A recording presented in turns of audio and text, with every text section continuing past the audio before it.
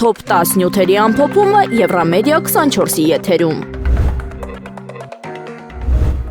Վարչապետ Նիկոլ Փաշինյանը շնորհավորել է Նիդերլանդների վարչապետին։ Առիթը թագավորի օրն է։ Նա նշել է համագործակցության ակտիվությունը, խոսվել է ռազմավարական գործընկերության մասին։ Նիդերլանդները աջակցում են Հայաստանի բարեփոխումներին, կարևորվել է եվրոպական ինտեգրման ուղղությունը։ Վարչապետը բարձր է գնահատել քաղաքական աջակցությունը, ուղերձում հնչել են բարեմաղթանքներ երկու ժողովուրդներին։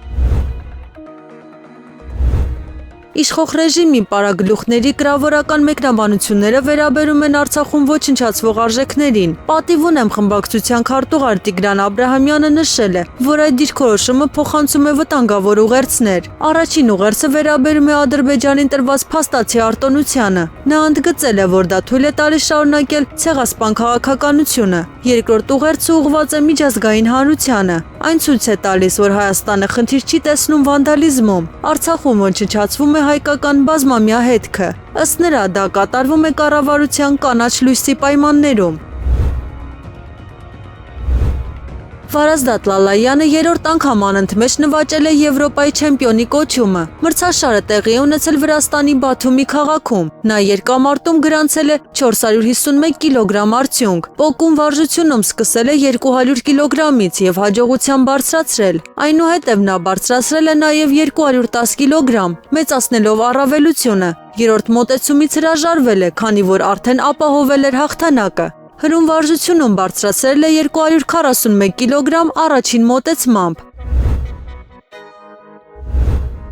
4 տարի առաջ վարչապետի ավտոշարասյունը մահացու վրաերթի էր ենթարկել հղի կնոջ։ Զոհը Սոնա Մնացականյանն էր։ Փաստաբան Ռաֆի Ասլանյանը հայտարարել է, որ ոչ ոք պատասխանատվության չի ենթարկվել։ Նա նշել է, վարույթը դիտավորյալ սառեցվել է։ Դատարանները 2 անգամ արձանագրել են տուժողի իրավունքների խախտում, պարտադրվել է իրականացնել փորձաքննություն եւ գտնել ձայնագրությունները, սակայն համապատասխան քայլեր չեն ձեռնարկվել։ Փաստաբանը դա կապում է քաղաքական պատասխանատվության խնդրի հետ։ Ապրիլի 27-ից 28-ը արտաքին գործերի նախարար Արարատ Միրզոյանը գտնվելու է Ֆրանսիայում։ Նախատեսված է հանդիպում Ֆրանսիայի արտգործնախարար Ժան-Նոել Բարոյի հետ։ Քննարկվելու են երկկողմ հարաբերությունները։ Փարիզում տեղի կունենա Հայաստանի Հանրապետության դեսպանության նոր շենքի բացումը։ Այցը ունի նաև խորհրդանշական նշանակություն։ Կկազմակերպվի եվրոպական երկրներում հավատարմագրված դեսպանների հավաք։ Քննարկումները կվերաբերեն տարածաշրջանային հարցերին։ Իսպանիայում անցկացվել է Գերնիկա մրցանակաբաշխությունը։ Հայաստանի դեսպան Սոս Ավետիսյանը ստացել է մրցանակը վարչապետ Նիկոլ Փաշինյանի անունից։ Մրցանակը նվիրված է խաղաղությանը եւ հաշտեցմանը։ Դեսպանը փոխանցել է վարչապետի շնորհակալական խոսքը։ Նույն մրցանակը շնորհվել է նաեւ Ադրբեջանի նախագահ Իլհամ Ալիևին։ Մայիսի 3-ից 5-ը Երևանում կանցկացվի Եվրոպական քաղաքական համայնքի գագաթնաժողովը։ Ներքին գործերի նախարարության ոստիկանությունը հայտարարել է երթևեկության սահմանափակումների մասին։ Մի շարք ճանապարհահատվածներ ժամանակավորապես կփակվեն։ Սահմանափակումները կապված են արարողակարգային միջոցառումների հետ։ Քաղաքացիներին կոչ է արվում հետևել ցուցումներին։ Նախատեսվում է լրացուցիչ տեղեկատվության տրամադրում։ Իշխանությունները հայցում են քաղաքացիների ըմբռնումը։ ՄԱԿ-ի մշտական ֆորումում Հայաստանը հանդես է եկել հայտարարությամբ։ Վերահաստատվել է հանձնառությունը բնիկ ժողովուրդների իրավունքների հարցում։ Նշվել է ՄԱԿ-ի հռչակագրի կարևորությունը։ Ընդգծվել է ավանդական գիտելիքների դերը կենսաբազմազանության պահպանման մեջ։ Հիշատակվել է կենսաբանական բազմազանության մասին կոնվենցիայի կողմերի 17-րդ համաժողովը, որը կկայանա Հայաստանում։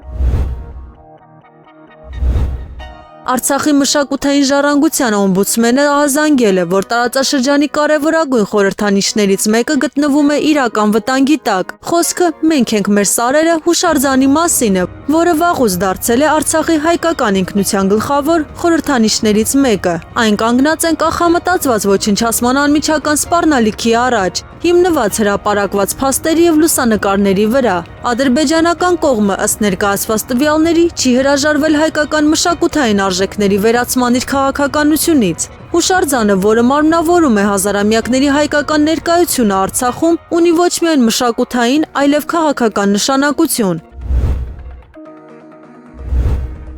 Սպիտակ տան թղթակիցների ընթրիքի ժամանակ տեղի է ունեցել միջադեպ։ Հրաձգության պատճառով իրականացվել է տարհանում։ Տարհանվել են նախագահ Դոնալդ Թրամփը եւ ԱՄՆ առաջին տիկին Մելանիա Թրամփը։ Ներկա են եղել նաև այլ բարձրաստիճան պաշտոնյաներ։ Վարչապետ Նիկոլ Փաշինյանը արձագանքել է դեպքին։ Նա նշել է. «Բռնությունը տեղ չունի ժողովրդավարական հասարակություններում»։ Վարչապետը ուրախությամբ է հայտնել, որ բոլորը անվտանգ են։ Նա մաղթել է ԱՄՆ նախագահին առողջություն։